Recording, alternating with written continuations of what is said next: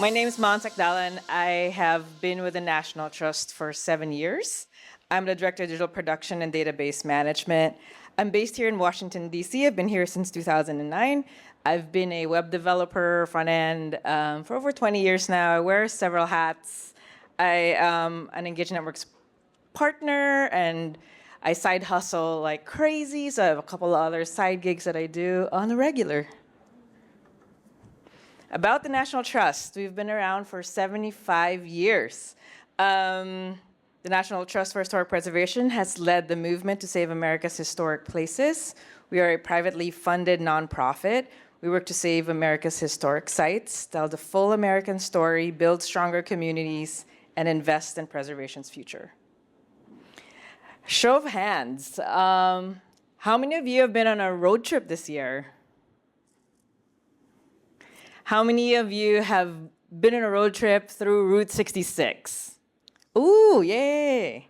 Right, so Route 66 has been called a mother road. It was established in 1926. It is going on its 100th year. And I did put a fun fact earlier, I didn't say that, but my bestie and I from high school, she's coming from the Philippines, and then next year we're gonna do a Route 66 trip just in honor of its 100th year anniversary, so I'm so excited. It stretches from over 2,400 miles from Chicago to Santa Monica, and that covers 8 states. I should have done like a quiz earlier, like who could name the 8 states, but like, we'll see maybe later. Unfortunately, decommissioned in 1985, and its vintage motels, neon signs, and landmarks still capture the nation's imagination. And this is one of the things that the Preserve Route 66 campaign that the National Trust has that has been kind of ongoing for the past few years.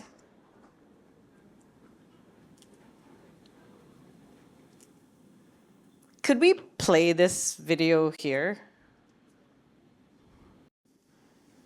There should be like a press play. Oh.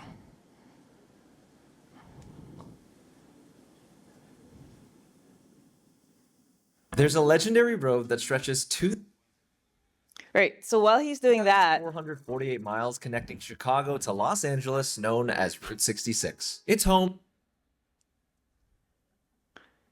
While he's doing that, so an influencer reached out to us this summer, and he said that he was going to do the Route 66 tour and try each restaurant. Unique landmarks. And so let's just do a quick and most importantly, snippet of it. Restaurants that have served travelers for decades. I've been planning a road trip along this historic road because I really want to eat at its most famous spots. And over the next few days, I'm finally turning that dream into reality. This is a 5-part story that begins all the way at the beginning of the route in a place nicknamed the Windy City.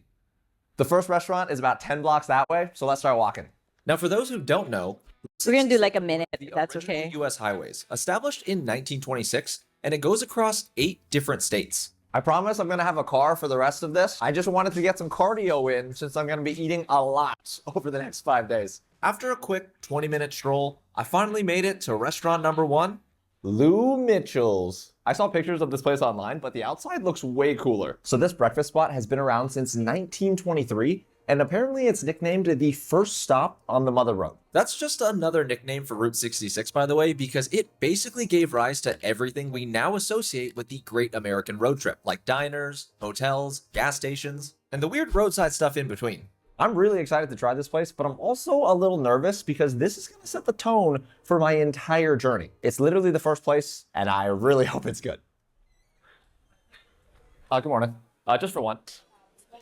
Oh, perfect. Yeah, thank you so much. We're Just good. Walking in, it was obvious that this quirky Okay, thanks for bearing with me. So that was one of the short clips of the 5 videos. So backstory, Dylan reached out to the National Trust. He said, I'm going to do I did Route 66.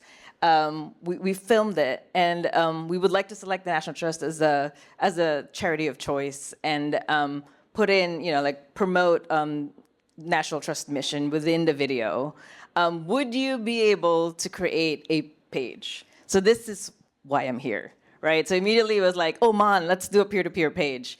The National Trust did not have peer-to-peer then. So it was like a scramble for a week to like get peer-to-peer in place, build a peer-to-peer page, and then make it happen. It was really, really exciting. First of all, like I watched a few of his videos and I'm like, oh, psych, this is just like, I love it. I love it. To have like a content creator, influencer, doing this for us, and like, let's do it. Let's make it happen. So just a few things, right? He created a 5-part YouTube miniseries. And if you watch the video, he brings in the Cars reference. How many of you have watched the movie Cars? Like Disney Pixar Cars, Life is a Highway. Okay. Yeah, it was so fun because then he went to some of the places that had like all these Cars themed, like that's why I want to do it. Like all the Cars themed characters too. And then also like ate at the different restaurants. They ranked it with his producer Jim. And it was just like he's a young kid. So when I watched the series, my son who's 20 and his girlfriend, we just kind of like got in it. Like we were so ready to like watch it like every few days that it came out. Take a screenshot if you want to just look for it. It's super fun. They're short, but they were like super fun to watch. Okay, so just talking a little bit more about the collaboration. Built a page. He wanted to raise $10,000. This is like going to be a new audience for the National Trust, right? It is like the Dylan audience, the TikTok, the YouTube, the Instagram kids. And so we knew that there were going to be some low dollar donations, but it was like, hey, let's try it. Why not? We already have like a Preserve Route 66 campaign, so that's one of the landing pages that talks about Route 66, but then we created a custom peer-to-peer landing page, which he also promoted in his YouTube page, and then embedded links in his video that pointed to the Route 66 custom page, Route 66 custom peer-to-peer page for him. Here's a sample of the peer-to-peer landing page. And then here is, maybe later I'll talk about the sample of the donation page. It will be somewhere here. So at the end of each episode, he promoted support for Route 66. There was a clear path to savingplaces.org/Dylan. There were links in his video descriptions. In fact, he gave away prizes too. Like, hey, verbal thank you if you give $1,000. If you give $250, I'll add your name to the end screen. So yeah, there were incentives that were mentioned at the end screen of each video. Some results. So 5 videos uploaded. Total number of views were 4.3 million views. Lots of comments, a lot of likes, and he gained a lot of new subscribers. And then July 7th, he received the highest number of views, which is 1.8 million. And results in some reach in our side, the National Trust, right? Definitely high engagement in YouTube and TikTok young audiences. There was a traffic spike in our Route 66 landing page and other Route 66 stories.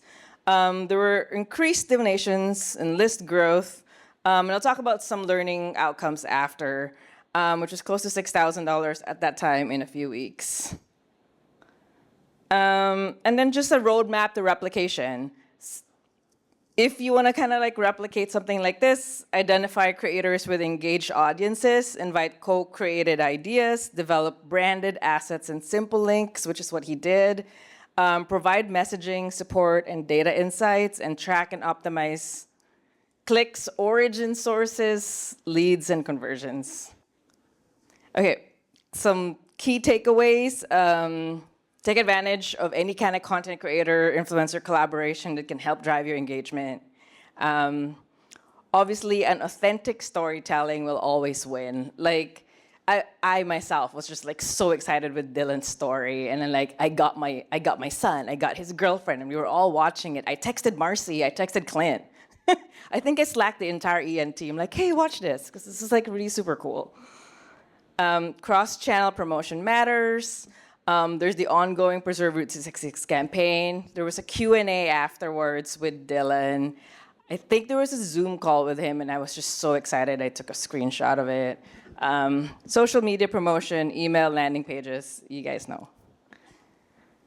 Some campaign learnings. And so because it was really rushed, we were not able to really hone on creative welcome series content for the audiences, the quick audiences that we got. So we did see a drop in people who signed up and then like dropped right away. And so I guess my learning lesson for that is really come up with a strategy. If you guys are gonna have some kind of hot, short campaign, also come up with like a strategy for post, any kind of post campaigns for that. So I'm big with learning outcomes and what I could do after. And so, like I said, origin sources, maybe custom welcome series, and really engaging that specific group in a very specific way, knowing that they're a different audience, that they are probably low dollar donors, or maybe have never even heard of the National Trust, but know of Route 66 because of Dylan. Future potentials, right? Next year is a Route 66 Centennial celebration. Cars is also going to have their 20th anniversary, and I just threw this, maybe expand it to other, content creators, influencer content, and ads, and maybe working with creator-based influencer marketing agencies like Social Current or M&R. Okay, so as I told you guys earlier, I did say I was going to break down peer-to-peer because it's such a new tool that Engaging Networks has, this new peer-to-peer. So I'm going to break it down with how it looks with the National Trust pages and kind of just share a few other client samples that I've done in the last year with different clients. So this is Dylan's peer-to-peer page, which is the National Trust Route 66 campaign page. This is how the donation page looks like.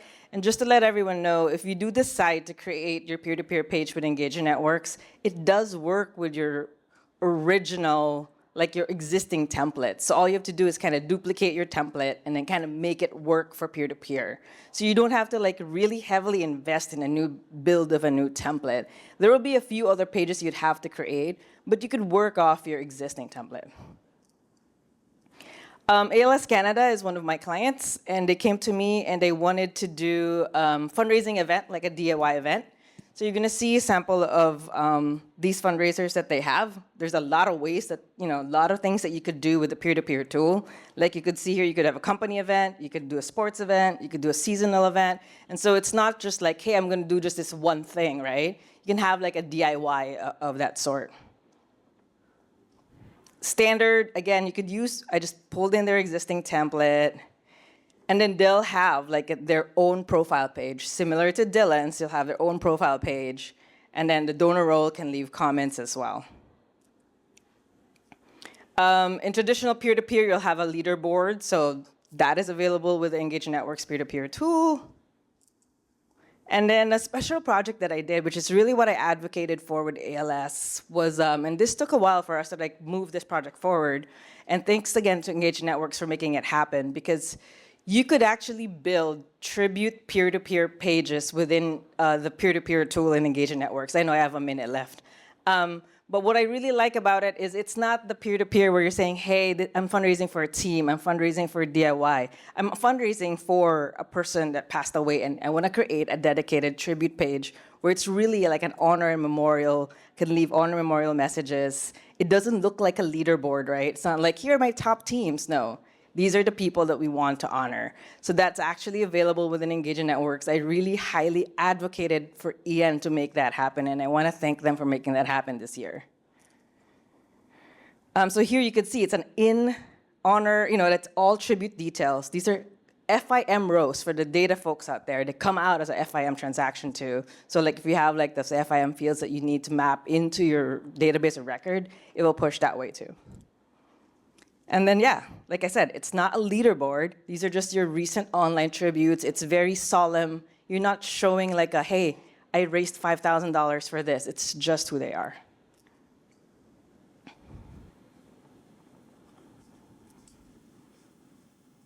Sample highlights, and then of course, custom messaging on different scenarios, right? Engaging Networks allows for that. Messaging on the person that created the page, messaging on after they've created. So just like for those who have created peer-to-peer, you could allow the different types of messaging, the welcome messaging, messaging for the team captains, yeah. Another one is Children's Aid Foundation Canada, something similar. Just wanted to share that like theirs is just like a straightforward one. And then you could do individuals and you can do teams. If I didn't say that earlier, you could do that. And that's it. Thank you so much.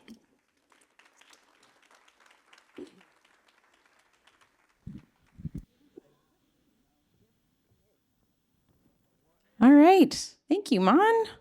I love the Route 66 campaign. It makes me want to take a road trip with my kids. I might actually do that.